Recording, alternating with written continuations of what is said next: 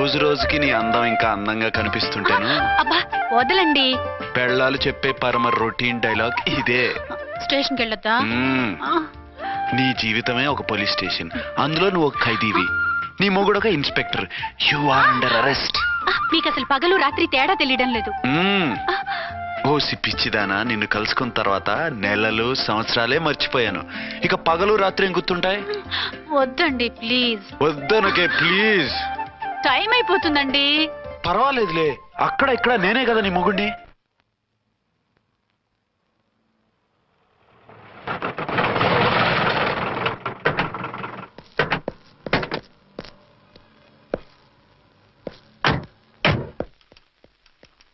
Sir sir SP garu వచ్చారు. Good morning sir. Morning. ఆ minister తమ్ముడి కేసు ఎవిడెన్స్లు రేపు కోర్టులో ప్రజెంట్ చేయాలి కదా? Yes sir. అన్ని రెడీగా ఉన్నాయా? ఆ కేసు అర్చన్ చూస్తుంది సార్. ఆహా, అర్చనేది? ఇంకా రాలేదేమో సార్. రాలేదేమోనా? ఇప్పుడే వచ్చేస్తుంది సార్. టైం 11 అవుతుంది. లేట్ పర్మిషన్ అప్లై చేసిందా? లేదు సార్. పర్మిషన్ లేకుండా లేట్ గా రావడం ఏంటి? యాక్షన్ తీసుకుంటాను సార్. ఏంటి పూట విశేషాలు? నీకు వార్తలు విశేషాలు వినిపించడానికి నేను దూరదర్శన్లో ఉన్న రిపోర్టర్ అనుకున్నావా? ఏమైంది మీకు? How dare you? సబార్డినేట్వి విష్యూ గిష్యూ లేకుండా నా ఎదురుకుండా కూర్చుంటావు. Get up. సరసాలు చాలు గానీ ఆ ఫ్యాన్ వేయండి, ఉక్కగా ఉంది. Shut up and get up. ఇప్పుడు టైం ఎంత అయింది? మీ చేతికి వాచి ఉందిగా. నేను టైం తెలుసుకోవడానికి నేను టైం ఆడట్లేదు. ఇంత ఆలస్యంగా ఎందుకు వచ్చావని అడుగుతున్నాను. మీకు తెలీదా? మొగుడికి చెప్పినట్టు ఏంటో సమాధానం? నేను ఇప్పుడు బాధ్యత కల ఓ పోలీస్ ఆఫీసర్ గా నీ పై అధికారిగా అడుగుతున్నాను, ఎందుకు ఇంత లేట్ అయింది? చెప్పాలా? చెప్పి తీరాలి. నా మొగుడికి 24 hours అదే యావ. 5ంటికి లేచి ఇంటి పని, వంట పని, ఒంటి పని ముగించుకుని ఆఫీసుకు బయలుదేరడానికి డ్రెస్ మార్చుకుంటూ ఉంటే వెనక నుంచి కరెక్ట్ గా ఇంకా చాలా ఆపమన్నానా? నీ మొగుడు సరదాలు తెచ్చాలంటే సెలవు పెట్టి తీర్చుకో. ఇలా డ్యూటీ టైంలో కాదు. ఇదే ఫస్ట్ అండ్ లాస్ట్ వార్నింగ్. వెళ్ళి పని చూసుకో. Okay sir. Okay sir. మీరున్నారని ఎక్స్పెక్ట్ చేయలేదు sir. Okay okay, carry on. నాన్నా, నీ కోడలు మూడెలా ఉంది? చాలా బ్యాడ్ గా ఉంది. ఏమాయ్? ఏమిటాయ్? దాహం వేస్తుంది, కాసిన మంచినీళ్ళు ఇవ్వు. తీసుకుని తాగు. అర్చే, నీ చేత్తో కాస్త టీ ఇవ్వరా? వెళ్ళి పెట్టుకో.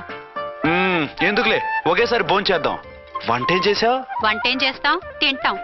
బ్యాలెన్స్ ఉంటే పని మనిషికి ఇచ్చేసాం. ఆహా, పతివ్రత అంటే నువ్వేనే. నాకు ఈ పూట ఆకలిగా ఉండదని ముందుగానే కనిపెట్టేశావు. వైఫా మజాకా? షటప్. నీది మంచి మనసు కాబట్టి ఆ మాటతో ఊరుకున్నావు. అదే ఇంకో పెళ్ళాం అయితేనా? మీకు ఇంకో పెళ్ళం కూడా ఉందా? చిచి చిచి చి, ఇంకోటి పెళ్ళాం అనబోయి ఇంకో పెళ్ళాం అనేసా. ఏంట్రా కోపమా? కాదు, తాపం. అయితే నేను తీర్చేస్తాగా. నన్ను ముట్టుకోకండి. అయ్యో, ఏ పొద్దున ఎస్పీ గారి ముందు అంత బిల్డప్ ఇవ్వాలా? ఏదో ఒకటి సర్ది చెప్పచ్చుగా. అక్కడికి మీరేదో సిన్సియర్ అయినట్టు, నేను చావటం అయినట్టు. అంటే చట్టానికి ధర్మానికి అదేంటి కింద పడుకున్నావు? చట్టానికి ధర్మానికి విలువ ఇవ్వాలి కదా. మీరు సిఐ గారు, మేము ఎస్ఐలం. మీరు పైన ఉండాలి, నేను కింద ఉండాలి. చిచి చిచి చిచి చి, అది బయట చెప్పే డైలాగు. భార్యా బిడ్డల కన్నా బాధ్యత గొప్పది కాదుగా. ఇది ఇంట్లో చెప్పే డైలాగ్. పడగొట్టి పని గడుపుకునే మగ మాటలు మాట్లాడకండి. మీ చేత తిట్లు చీవాట్లు తినే కర్మ నాకేం పట్టలేదు. ఎందుకు ఏడుస్తావు? ఇప్పుడు ఏమైందని? నేనెందుకు ఏడుస్తాను? ఆ తిక్కుమాలిన ఉద్యోగానికి రాజీనామా చేసి పారేస్తే ఏడవలసిన వాళ్ళు ఏడుస్తారు. ఆ పని మాత్రం చేయకేన అర్థంగి. దీనికి మాత్రం లోటు రాకూడదు. పెళ్ళానికి కోపం వచ్చినప్పుడే మొగుడికి మూడొస్తుందో? నాకే రావటం లేదు, వదలండి. నాకు వచ్చింది కదా, ఆటోమేటిక్ గా నీకు వచ్చేసింది.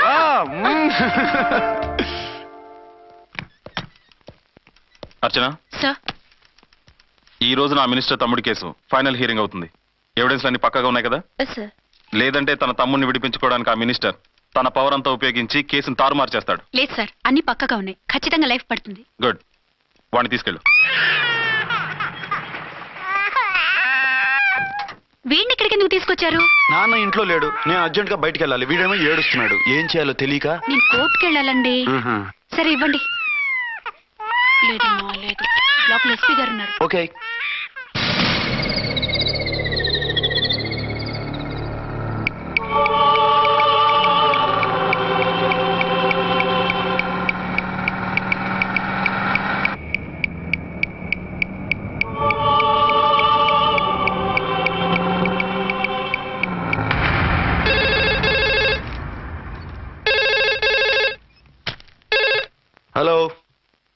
ఎస్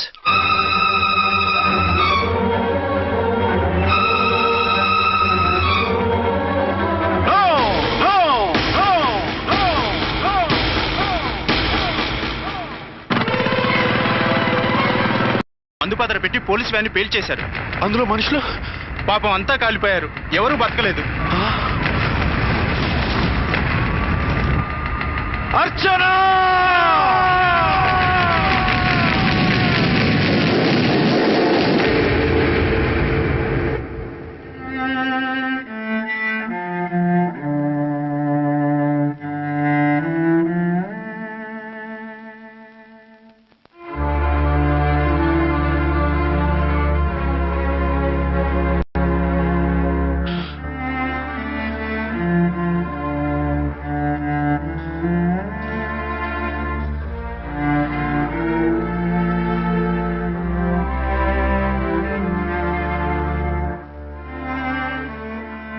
రెండేళ్లు పైనైంది వాళ్ళు నీకు దూరమై.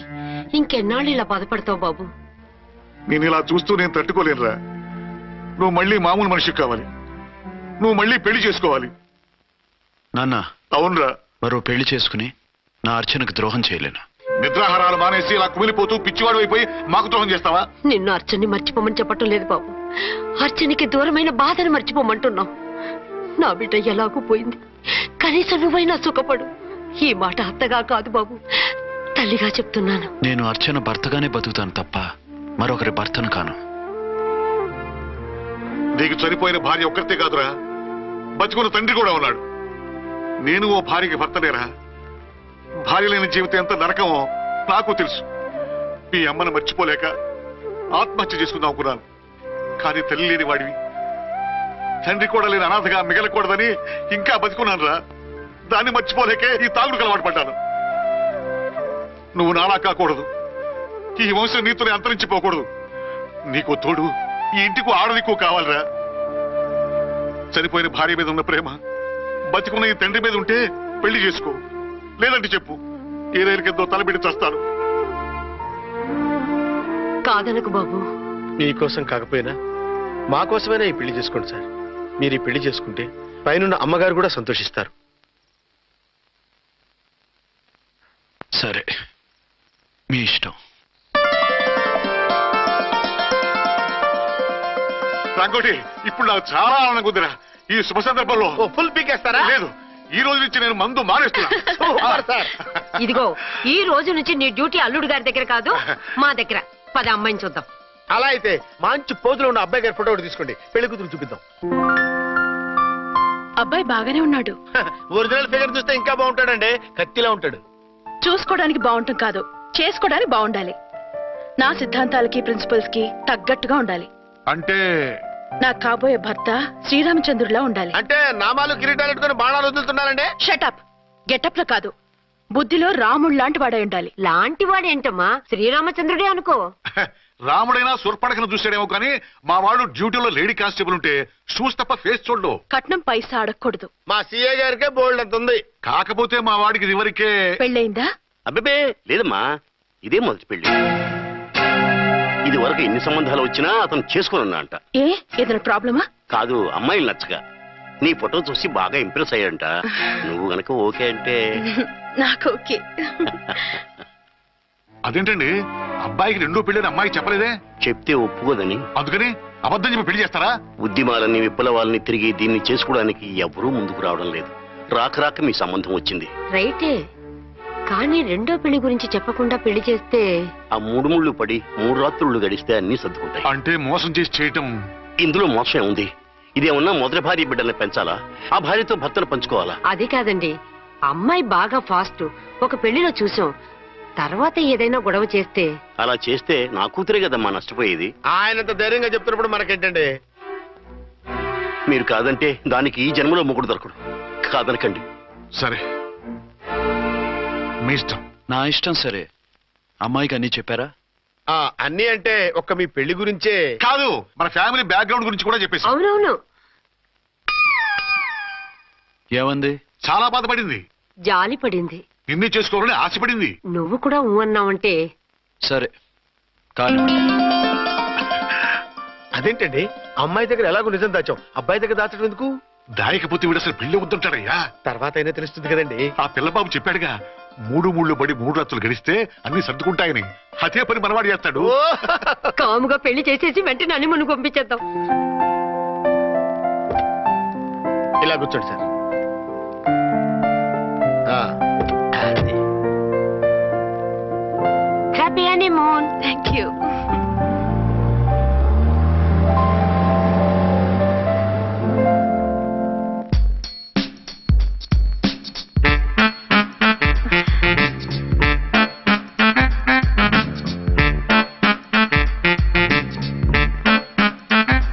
ఎంతైందిరా?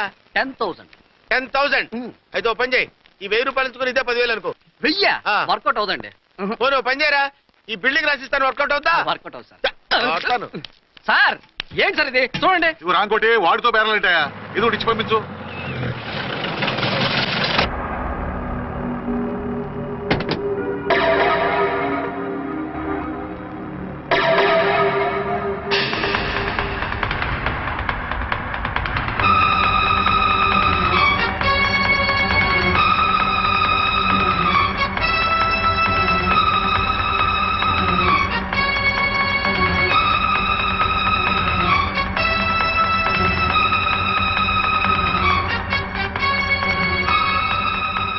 మావయ్య, అమ్మా, రాంకోటి, అచ్చనా నువ్వు చనిపోలేదు మావయ్య, బతికే ఉన్నాను. ఆయన ప్రేమే నన్ను బతికించింది. బాబు మీ మనవడు. రారా. ఇన్నాళ్ళు ఎక్కడున్నావు? మర్చిపోయావా? ఏమైపోయావు? ఆ వివరాలన్నీ తర్వాత చెప్తాను. ఆయనేరే లోపలన్నారా? లేరు మేడం, ఏం ఆఫీస్కి వెళ్ళారా? ఊటీకి వెళ్ళారు. డ్యూటీ మీద వెళ్ళారా? అవునమ్మా, డ్యూటీ మీద వెళ్ళారు. అక్కడ ఏ హోటల్ ఎదిగారు? తాజ్ రెసిడెన్సీ. నువ్వు లోపలికి పోదమ్మా, మాట్లాడుకుందాం. లేదమ్మా, నేను ముందు ఆయన్ని చూడాలి. నేను ఇప్పుడే ఊటీ వెళ్తాను. ఎందుకమ్మా? 2-3 రోజుల్లో వాడు వచ్చేస్తాడు. 2 ఏళ్లు ఆయన చూడకుండా శవంలా బతికాను. ఇక 2 క్షణాలు కూడా ఆయన చూడకుండా ఉండలేను మాయా. అది కదమ్మా. నా మాట వినమ్మా.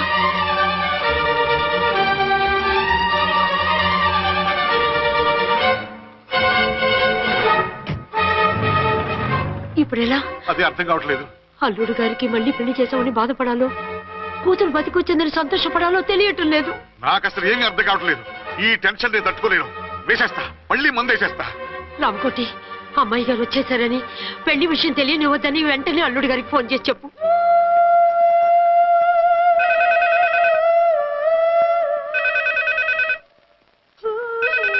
ஹலோ ஆறுமுகம் பேசுறேன். அங்க டன் டீ பொடி அனுப்ப சொல்லியாச்சு. இது வரல என்னாச்சு?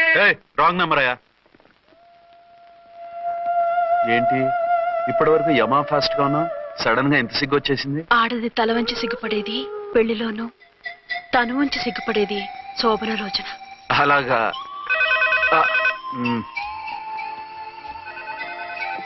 Hello, Send one large whiskey to room number 201. hey, this is not room service. Good evening sir. May I help you? We are busy. Don't give any phone calls till morning, okay? Okay sir. I will give instructions to the operator. Have a nice sleep. Good night sir. Thank you. Okay. Hello, ఎవరు sir? Hyderabad నుంచి విక్రాంత్ గారని వచ్చారు, ఆయన connection ఇవ్వండి. Sorry sir, ఆయన morning దాకా ఎవరికి connections ఇవ్వద్దన్నారు. నా ఫోన్ వస్తుందని ఎక్స్పెక్ట్ చేస్తున్నాడు ఆయన. త్వరగా ఇవ్వండి. No sir, we are very sorry. Urgent రా మొగడా, లేకపోతే నీ పేరు చెప్పుకొని కాపురాలు కూలిపోతాయి. కూల్తే కూలాయి, మా హోటల్కి మాత్రం బ్యాడ్ టాక్ రాకూడదు. బాయ్. హలో హలో హలో హలో. అయిపోయింది. ఇప్పుడు ఈ 3వ ప్రపంచ యుద్ధాన్ని ఆపేది ఎలాగా? ఫ్లైట్లో వెళ్ళిపోతే కరెక్ట్. ఇదిగో మొత్తం సిగ్గంతా అప్పుడే ఖర్చు పెట్టేకు, ఇంకా 2 రాత్రులు పడాలి. లైట్. ఓకే, వెలుగు పడుతోంది, ఆ కర్టన్ కూడా క్లోజ్ చేయండి.